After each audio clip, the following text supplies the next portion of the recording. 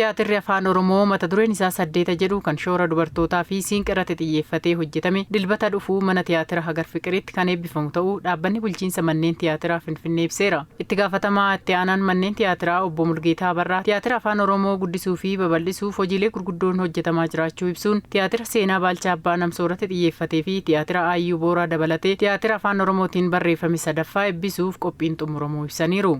Bulchiinsi manneen tiyaatira magaalaa Finfinnee gahee hojiin aartii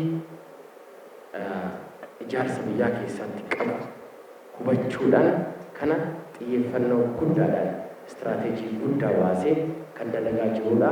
8 afoola duudhaa Oromoon akka guddaatti qabu paaworii siinqeen qabdu paaworii dubartoonni sirna gadaa keessatti qabu tokko lama jedhee kan agarsiisudha. Kanuma hubachuudhaan tiyaatira 8 kana yeroo dheeraa itti dhamaamee hojjetamee har'a kunoo fuuldura keenya caamsaa 2 eebbisiisuudhaaf deemaa jirra jechuudha.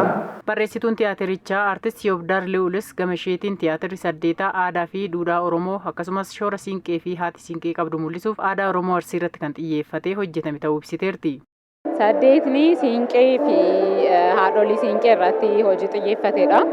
Humna siinqeen araara buusuu keessatti, nageenya buusuu keessatti, sirna fuudhaaf heerumaa keessatti, sirnoota akka guddifachaa, moggaasaa keessatti humna siinqeen qabdu, humna siinqeen haadholii siinqeetiif kennitu gahee dubartoonni sirna gadaa keessatti qaban irratti tiyaatira xiyyeeffatudha. Tiyaatirri 8 xiyyeeffannoo cimaan seenaa aadaa fi duudhaa Oromoo mul'isuuf ji'oota 8 oliif hojjetamuu kan ibse qindeessaan tiyaatirichaa obbo Yirnaqaachoo Warquus aadaa Oromoo beeksisuuf akkasumas seenessa waloo dhugoomsuuf seenessi tiyaatirichaa Amaariffaan qophaa'uu seereera. Tiyaatirri 8 tiyaatira Afaan Oromooti jechuun dandeenya garuu Afaan Oromoon qofa miti kan inni qophaa'e gidduutti seenessa qaba. Seenessi sun Afaan Amaariffaatiin seenaan isaa guutummaan isaa aktiingiin achi keessa jiru kutaatummaan achi keessa jiru Afaan Oromootiinidha kan ta'u garuu seenessa jidduu jiru immoo Afaan Amaariffaan waan ta'eef inni kun maltiiliinguwaalisa godha. Kanaan dura xiyyeeffannoo dhabaa kan ture tiyaatirri Afaan Oromootiin barreeffame sadarkaa kanatti xiyyeeffannoo argatee bifa bareedaan karaa hawaasa bira ga'uu danda'uun hojjetamuun isaa gammachuu fi abdii kan isaanitti hore taatonni tiyaatirichaa fi artistoonni buleeyyiin Oromoo gara fuulduraattis bifa aartiin aadaa fi duudhaa uummata Oromoo hawaasa biraan ga'uuf qophii ta'uu himaniiru. Isaan nu yaadatanii nu hubatanii fakkeenyaafanii gara waggaa 47 hojjedhee jira aartii haga ammaa artistiin abbaa hin qabu.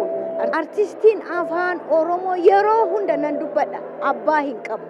Amma immoo nu yaadanii abbaa nu ta'uun isaanii nu waan baay'ee guddaadha. Aadaa uummata Oromoo waan barbaachisaa ta'u waan garaadhaan calaqqisiisuu nu barbaachisuu fi dirqama keenya. Aartii keessatti umurii keenya finneerraa sadarkaa kanaan hojjennellee ofii keenya dhuunfaadhaan illee hojjenne mana tiyaatiraa argachuun baay'ee rakkisaa ture. Agarsiisuudhumaaf eebbisiisuudhumaaf rakkoo hedduu keessa dabarree hojii gurguddaa hojjennee bakka itti eebbisiisuun dhabnee rakkachaa turre. Amma karaa kanaan akkuma jedhu mootummaa bulchiinsa magaalaa Finfinnee galateeffachuun barbaada. Artistoota illee qacaree ofitti qabee aartiin Oromoo Afaan Oromoo akka guddatuuf hojii keessa seenee jira.